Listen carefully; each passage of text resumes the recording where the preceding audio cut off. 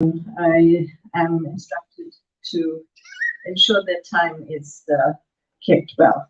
Our next speaker needs no introduction, but I will briefly mention a few things. Our next speaker is Zeinoul Cajee, who is a chartered accountant, and he's the founding CEO of the National Awqaf Foundation of South Africa. And I want to mention specifically that he was voted amongst the top 500 people who influence the Islamic economy worldwide. And so welcome to the stage, Mr. Zeinoul Cajee. He will be speaking on reflections on Awqaf South Africa growth and development. Assalamu alaikum wa rahmatullahi wa barakatuh. I was going to ask Luke now to also give me some grace, but then I thought it would be unfair on the other speakers. But now she's already set the precedent, yes. But unfortunately it's the last one. So last but not least, thank you so much. Brothers and sisters, really gives me it's an honor and a privilege to speak to you about Awqaf South Africa. I know that with this particular Congress, we haven't really shared ideas on, and we haven't even at our dinner, we didn't really talk about Awqaf and give you a nice video and so forth. But hopefully, I'd just be able to give you some brief background, some historical facts about the origins of this organization and a little bit about its development, inshallah. So this is my topic, reflections on Awqaf in South Africa and beyond, its growth and development. Perhaps I should just start off by saying that there was this organization which still exists today, the Muslim Youth Movement of South Africa and its role. It started way back in the 1970s.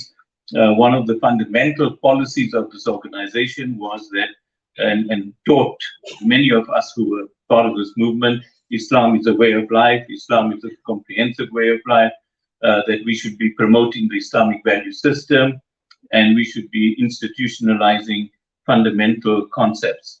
And this actually evolved into developing various institutions, and one of them was SENZEF, which was a committee of the Muslim Youth Movement, Association of Muslim Accountants and Lawyers, the Islamic Dawah Movement, As-Salam, Islamic Medical Association, Al-Qalam, The Voice radio station, Impress Printing Press, Association of Muslim Social Scientists, which was defunct, the Cajee Limited, which was an Islamic finance company, which was also defunct, and then Islamic Movement Broadcasting. This was already happening in the in the late 70s, early 80s. Then, of course, there were other offshoots of the Muslim Youth Movement, the Africa Muslim Agency, South African Dawah Network, Gift of the Givers, Waqf Waqifin, Muslim Students Association, and later on, Awqaf South Africa in the year around 2000, 2001. Just one early offshoot which brother from Hanif Hendricks gave us was about the Ummah Cooperative Fund, which was a part of the Muslim Students Association. Those of you that will remember 1973 at the University of Durban, Westbrook. Some of the Waqfs in South Africa, we visited some of them, the Masjid al-Awwal, the Juma Masjid Trust in Durban, also the Haji Ahmed Muhammad Lockhart Waqf in Durban, the Vatafal Islamic Institute, the Rustenburg Mosque Plaza, Nurul Islam Plaza. These were some of the major ones. And then, of course, there's Awqaf South Africa, and then the numerous business, family, organizational, and Waqf trusts that we have found growing, either existing and developed even further later on. This is the picture of Masjid al-Awwal, the first masjid in South Africa, the first Waqf. This is the Juma Masjid Trust. Shops at the bottom, sustainable, supports various communities, even the so-called Zanzibari community, self-sufficient. This is the Rustenburg Mosque Plaza, also a very nice financing model that was developed. in the 1980s. This is one of the biggest Waqfs in South Africa, the Waterfall City, which is also known as Mia's Farm, between Johannesburg and Midrand, was featured in the Financial Mail. I thank Maulana Ashraf Dokra for telling me about this Financial Mail, which I quickly ran to the CNA at the time to buy this particular copy. This is Waterfall City, billions of rands into this particular city. So now we just talk a little bit about Awqaf and its development. I think 1984 was the first Waqf training that 4 members of the Muslim Youth Movement went abroad to Jeddah. I was one of them. 2 of the brothers who were with us already passed away. So there's very little time left. I hope, inshallah, Allah gives us long life to continue with this. Then there were also some Waqf and Zakah seminars. Senzeb ran a Waqf and Zakah seminar in 1999, Islamic Dawah movement. And then there was also a seminar ran by the Murabitun.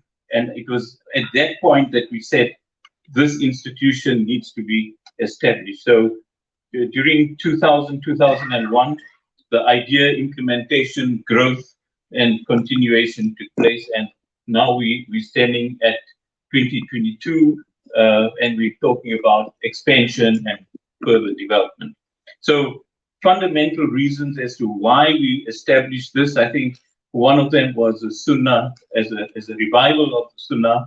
Secondly, again, the implementation of Islamic value, a very important Islamic institution. It was non-existent as a community collective in South Africa. So we found that to be an imperative. And then, of course, the South African context of poverty and inequality and so forth, and also the need to spend funds on the broader South African community, especially post-1994. So those were some of the fundamental reasons. And then we also go on to issues about community empowerment, community development, this issue about self-reliance, independence, and producing regenerative income, sustainable income streams, so that we are able to sustain projects that we may enter into. So some of the major, the mission of Awqaf South Africa, firstly about advocacy, education, popularization and proliferation of the Waqf system. Secondly, mobilization of Waqf funds, investment, development of the fund. We talk about training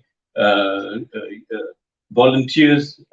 In fact, Awqaf South Africa is very, very much volunteer-based and volunteer-driven.